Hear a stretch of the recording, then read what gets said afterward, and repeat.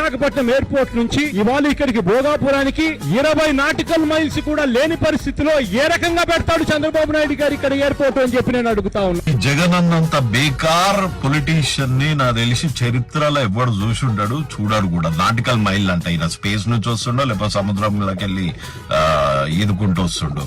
Nautical mile ఎందుకు అన్నాడు?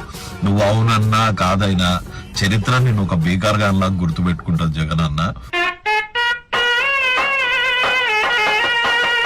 చంద్రబాబు నాయుడు గారిని 6,000 ఎకరాలతో శంషాబాద్ కట్టినట్టు గుర్తుపెట్టుకుంటది. అట్లనే ఇది కూడా ఒక 100-200 ఏళ్లకి సరిపడ Bhogapuram airport, first international airport in Andhra Pradesh కట్టింది చంద్రబాబు నాయుడు గారు. ఇనాగ్రేట్ చేసింది ఆయనే, కంప్లీట్ చేసింది ఆయనే అని చరిత్ర కూడా గుర్తుపెట్టుకుంటది.